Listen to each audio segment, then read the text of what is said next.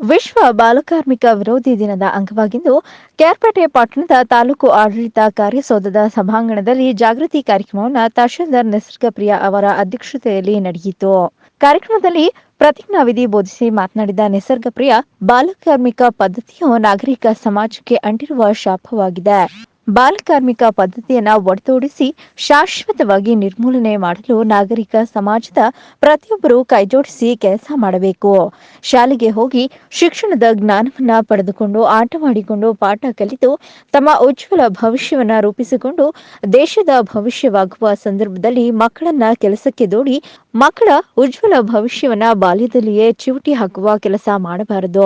ಇಂದಿನ ಮಕ್ಕಳೇ ನಾಳಿನ ಭವಿಷ್ಯದ ನಾಯಕರಾಗಿದ್ದರಿಂದ ಮಕ್ಕಳ ಹಕ್ಕುಗಳ ಸಂರಕ್ಷಣೆ ಮಾಡುವ ಹೊಣೆ ನಮ್ಮದೆಂದು ತಿಳಿಸಿದರು. ಇನ್ನು ಕೃಷ್ಣರಾಜಪೇಟೆ ತಾಲೂಕಿನಲ್ಲಿ ರೈತ ಬಾಂಧವರ 4 ಲಕ್ಷಕ್ಕೂ ಹೆಚ್ಚು ಆರ್ಟಿಸಿ ಗಳಿಸಿದ್ದು, ಈವರೆಗೆ ಕೇವಲ 90,000 ಆರ್ಟಿಸಿಗಳು ಆಧಾರ್ಗೆ ಜೋಡಣೆಯಾಗಿವೆ.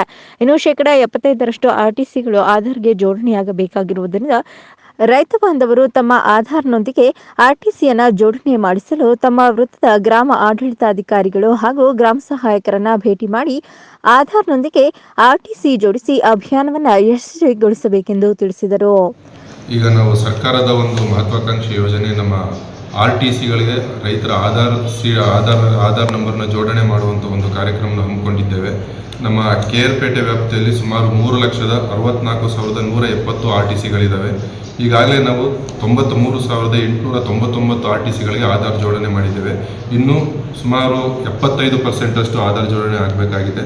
ಸೊ ಆದ್ದರಿಂದ ಎಲ್ಲ ರೈತರು ನೀವು ನಮ್ಮ ರೆವಿನ್ಯೂ ಕಂದಾಯ ಇಲಾಖೆಯ ಸಿಬ್ಬಂದಿಯೊಂದಿಗೆ ಸಹಕರಿಸಿ ನಿಮ್ಮ ಆಧಾರ್ ಕಾರ್ಡ್ಗಳನ್ನ ತಗೊಂಡು ನಮ್ಮ ಕಂದಾಯ ಅಧಿಕಾರಿಗಳನ್ನ ಭೇಟಿಯಾದಲ್ಲಿ ಅವರು ಏನು ಆಧಾರ್ ಸೀಡಿಂಗ್ ಜೋಡಣೆಯಲ್ಲಿ ಮೊಬೈಲಿಗೆ ನಿಮ್ಮ ಮೊಬೈಲ್ಗೆ OTP ಬರ್ತದೆ. ಆ OTPನ ತಗೊಂಡು ನಿಮ್ಮ RTCಗಳಿಗೆ ಆಧಾರ್ನ ಲಿಂಕ್ ಮಾಡುವಂಥ ಕಾರ್ಯಗಳನ್ನ ಮಾಡ್ತಾರೆ. RTCಗೆ ಆಧಾರ್ನ ಲಿಂಕ್ ಮಾಡೋದ್ರಿಂದ ರೈತರಿಗೆ ಸಾಕಷ್ಟು ಅನುಕೂಲ ಇದೆ. ಬರ ಪರಿಹಾರದ ಹಣ ಪಡೆಯೋದಿರ್ಬೋದು, ಸಾಲ ಮತ್ತೊಂದು ಪಡೆಯೋದಿರ್ಬೋದು, ಮತ್ತು ನಿಮ್ಮ ಜಮೀನಿಗೆ ಅದೊಂದು ಒಂದು ಭದ್ರವಾದ ಒಂದು ದಾಖಲಾತಿ ಆಗ್ತದೆ.